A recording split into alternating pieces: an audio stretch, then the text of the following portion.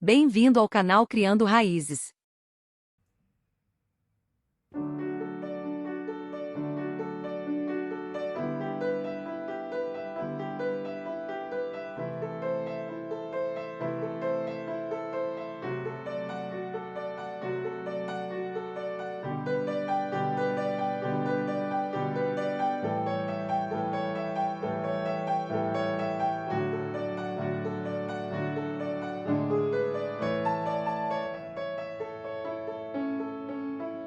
Série de estudos bíblicos.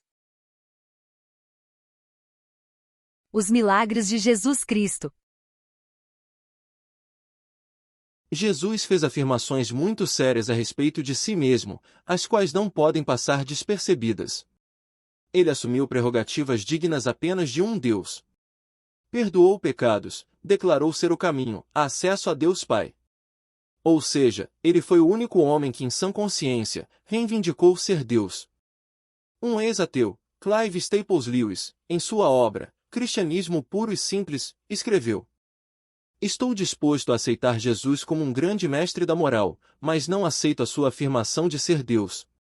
Essa é a única coisa que não devemos dizer. Um homem que fosse somente um homem e dissesse as coisas que Jesus disse não seria um mestre da moral. Seria um lunático, no mesmo grau de alguém que pretendesse ser um ovo cozido, ou então o diabo em pessoa. Faça a sua escolha. Ou esse homem era, e é, o Filho de Deus, ou não passa de um louco ou coisa pior.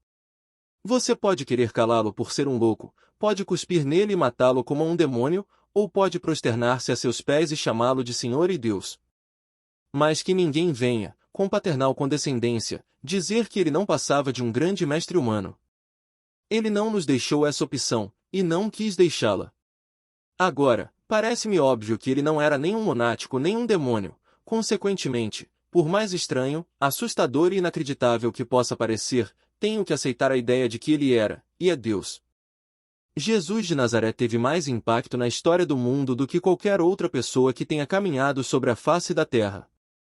Jesus é grande demais para passar despercebido. Pense nisso. Agora, vamos ao estudo de mais um milagre de Jesus Cristo, o nosso Deus em forma humana. A alimentação dos 5.000. Ao regressarem, os apóstolos relataram a Jesus tudo o que tinham feito. Ele, levando-os consigo, retirou-se à parte para uma cidade chamada Betsaida.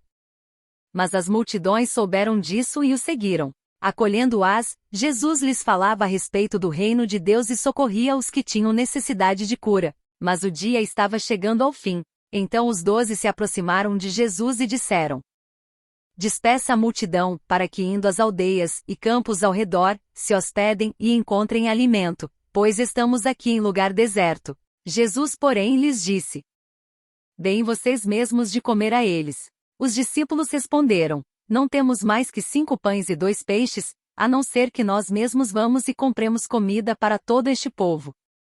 Porque estavam ali cerca de 5.000 homens. Então Jesus disse aos seus discípulos: "Façam com que se assentem em grupos de 50. Eles atenderam, fazendo com que todos se assentassem. E Jesus, pegando os 5 pães e os 2 peixes, erguendo os olhos para o céu, os abençoou, partiu e deu aos discípulos para que os distribuíssem entre o povo. Todos comeram e se fartaram, e dos pedaços que sobraram foram recolhidos 12 cestos. Lucas 9, 10, 17. Pastor e ovelha. Todos os 4 evangelhos registram o milagre de Jesus ter alimentado 5.000 homens, não contando as mulheres e crianças.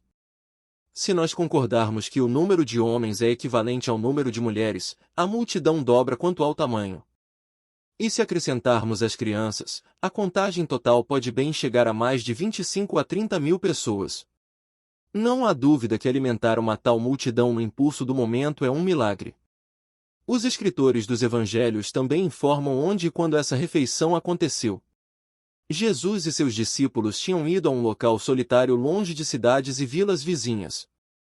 Foi na margem leste do lago da Galileia na estação da primavera, provavelmente em abril, enquanto a grama ainda estava verde. Jesus escolheu esse lugar para ficar em privacidade e estar longe das multidões que o seguiam para todo lugar que fosse.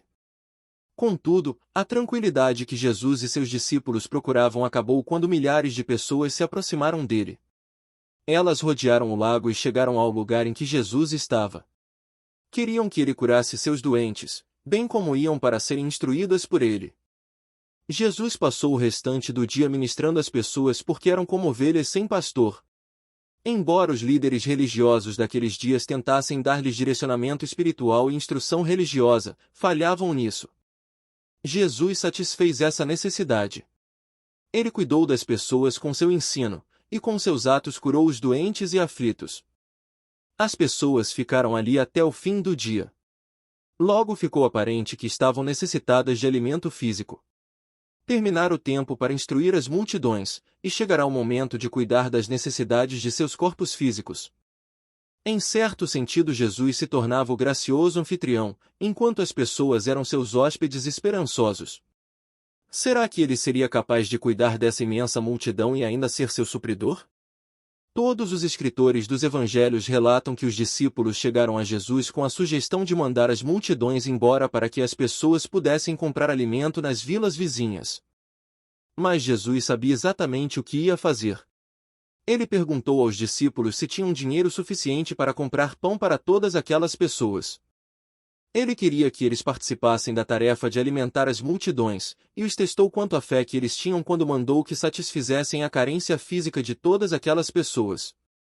Felipe fez um cálculo rápido e supôs que a quantia de dinheiro que um trabalhador ganhava em 8 meses não seria suficiente para propiciar a cada pessoa nem mesmo uma mordida no pão.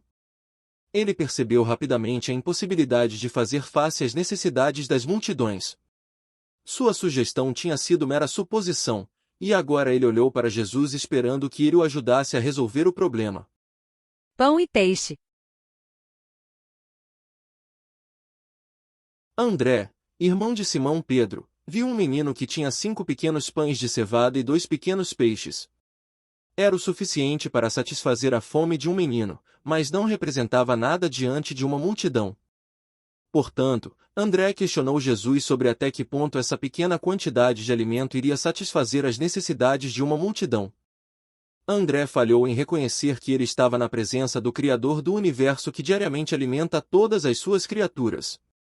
E mais, os discípulos não perceberam que Jesus nunca manda embora as pessoas de mãos vazias.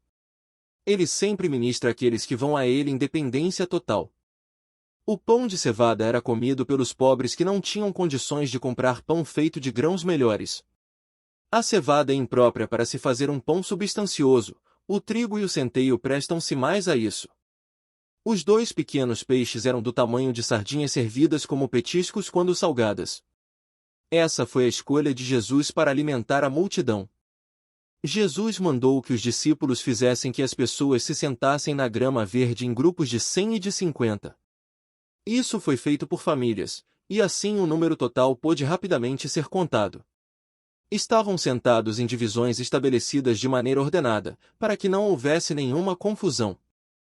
Os pais de família estavam encarregados de reunir seus próprios clãs, muito parecido com o modo em que Moisés agrupou os israelitas no deserto do Sinai. Então, Jesus tomou o pão e o peixe nas mãos, olhou para o céu, e abençoou o alimento com ações de graça a Deus, o doador de todo dom bom e perfeito. Assim, mostrou às pessoas como dependerem de Deus para suprir suas necessidades, e a necessidade de expressar gratidão. Quando Jesus partiu o pão, o milagre da multiplicação que ocorreu não pode ser explicado de maneira satisfatória por ninguém. Perguntas sobre esse milagre são muitas, mas as Escrituras silenciam sobre como o milagre ocorreu exatamente. Esse milagre, no entanto, pode ser explicado se o compararmos com o milagre que Deus realiza quando diariamente, Ele alimenta a população total da terra. Sem dúvida nenhuma, esse feito é um milagre. Jesus entregava o pão e o peixe a seus discípulos, que por sua vez passavam o alimento adiante para as pessoas até que elas ficassem satisfeitas. Quando já haviam comido o suficiente, ele instruiu os discípulos a recolherem os pedaços de pão e peixe para que nada fosse desperdiçado. Toda a comida que sobrou encheu 12 cestos. Esse milagre mostra Jesus cuidando tanto das necessidades espirituais quanto das necessidades físicas do povo. Ele lhes ensinou as Escrituras do Antigo Testamento e trouxe-lhes a revelação de Deus. Resumindo, deu-lhes o pão da vida. E no final do dia, alimentou-os com pão e peixe para sustentá-los fisicamente. Pontos a ponderar. Deus é bom para todos, pois ele faz que a chuva caia sobre os justos e os injustos. De fato, ele providencia diariamente alimento e bebida para todas as pessoas, mesmo que algumas passem por períodos de fome. Na hora das refeições, os cristãos expressam sua gratidão a Deus e muitas vezes ensinam os filhos a orar. Deus é grande, Deus é bom, e nós lhe damos graças pela refeição. Jesus expressou sua gratidão a Deus o Pai, e pelo seu exemplo ensina os cristãos a também expressarem a sua gratidão a Deus. Elas até quiseram fazê-lo seu rei para derrubar os ocupantes romanos. Mas Jesus não seria um rei político num reino terreno. Ele é Rei dos Reis e Senhor dos Senhores num reino que não é deste mundo. Se você gostou, curta, compartilhe, comente e se inscreva no canal. Obrigado, e até o próximo vídeo.